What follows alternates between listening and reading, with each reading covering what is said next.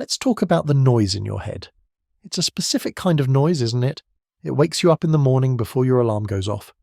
Before you have even stretched your legs or taken a sip of water, your hand is already reaching for your phone. You aren't checking the news, you aren't checking the weather, you are checking for them. Did they view your story?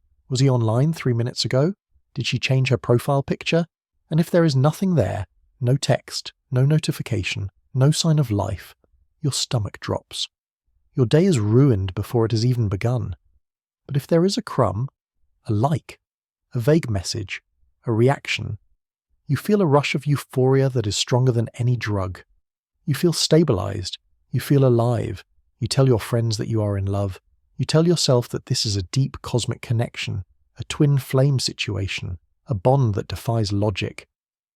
But deep down, in the quiet moments where you can't lie to yourself, you know that this doesn't feel like love. Love is supposed to be nourishing. Love is supposed to make you feel safe. This feels like an illness. It feels like you're starving. It feels like you're losing your mind. There is a scientific name for what you're experiencing, and it is not love. It is called a limerence. Limerence is not romance. It is an involuntary state of intense cognitive and emotional obsession. It is an addiction to another person, or more accurately, an addiction to the potential of a relationship with them. It is the state of being completely consumed by the desire for reciprocation from someone who, usually, is emotionally unavailable, mixed in their signals, or simply not interested. Understanding this distinction is crucial because treating limerence like love is like treating a broken leg with cough syrup. It won't work, and you will only get worse. The most painful part of limerence is the disparity between reality and fantasy.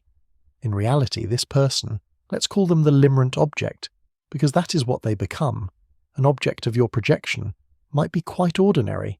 They might be flawed, selfish, boring, or simply a mess. But in your mind, they are the answer. They are the missing piece of the puzzle that is your life. You have convinced yourself that if you can just secure their love, your anxiety will vanish, your depression will lift, and you will finally feel whole. But here is the brutal truth. You are not obsessed with them. You are obsessed with the movie you are projecting onto them. They are just the blank screen. Think about how much time you spend analysing their behaviour versus how much time you spend actually enjoying their company. Limerence thrives in the gap between interactions. You might see them for 1 hour and then spend the next 100 hours replaying that interaction in your mind. You dissect every glance, every word, every pause. You become a forensic analyst of crumbs. Why did they use that emoji? Why did they take 4 hours to reply? What did they mean when they said they weren't ready? You do this because uncertainty is rocket fuel for limerence. If they stood in front of you and said, "I do not love you. I will never love you. Please leave me alone," you would be devastated. You would cry. But eventually you would heal. The obsession would die because the hope died. But the limerent object rarely does that. They offer what psychologists call intermittent reinforcement. Sometimes they are cold, but sometimes, just when you're about to give up, they are warm. They give you a glimmer of hope, a late-night text, a compliment, and that tiny hit of dopamine resets the clock. It keeps you hooked. You stay because you believe that the warm version of them is the real them, and the cold version is just a temporary obstacle, but the cold version is the reality. The inconsistency is their personality. Why does this happen to you? Why are you susceptible to this fever dream while others seem to navigate dating with a cool head? Usually limerence strikes those of us who have a core wound of loneliness or abandonment. If you grew up feeling unseen, or if you had to perform to get attention, you are prime real estate for limerence. Limerence is essentially a regression.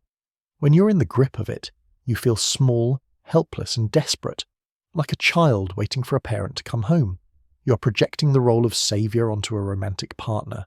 You're handing them the keys to your self-worth and saying, "Here, you decide if I am good enough today." That is a terrifying amount of power to give to another human being, especially one who hasn't even earned the title of a reliable friend. The tragedy of limerence is that it blinds you to actual available love. You might have people in your life who genuinely care for you, who are consistent and kind.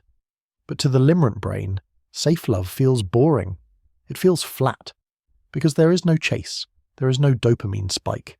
You mistake anxiety for passion. You think that because you are suffering, it must be real.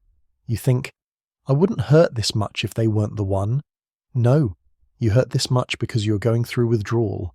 You're an addict crashing from a high, waiting for your dealer to call. So how do you break free? How do you wake up from the dream? First, you must stop calling it love. Call it what it is, an obsessive episode, a dopamine regulation problem.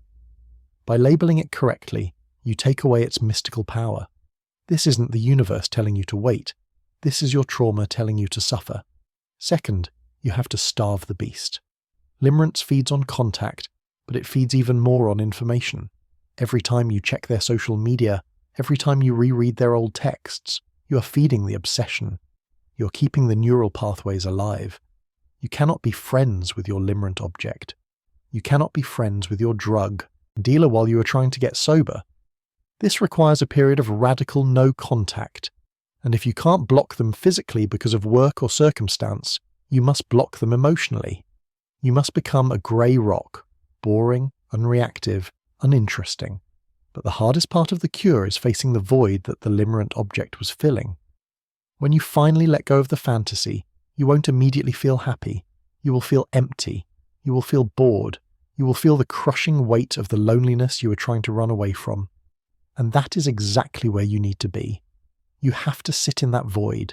You have to learn to soothe your own anxiety without reaching for the phone. You have to learn that you can survive the feeling of being alone. The limerent object was never the solution to your problems. They were just a distraction from them. They were a drug you took so you wouldn't have to feel your own life. Recovery starts when you pull the plug on the projector, when you look at the screen and see it for what it really is, blank. The person you were obsessed with doesn't exist. They were a character you wrote, a costume you draped over a stranger. It hurts to let the fantasy die. It feels like a death. But it is actually a birth. It is the moment you reclaim your energy. Think of all the hours, the days, the years of mental energy you poured into this black hole. Imagine if you poured that energy into yourself, into your career, your body, your art, your actual friends. You're not broken because you fell into limerence. You're just a human being with a deep capacity for connection who got lost looking for water in a desert. But now you know the mirage is fake. You know there is no water there.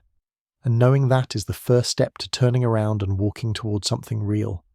Real love is not a fever. Real love is not a panic attack. Real love is the person who meets you halfway. Real love is peace. And trust me, once you detox from the chaos of limerence, peace will not feel boring anymore. It will feel like freedom.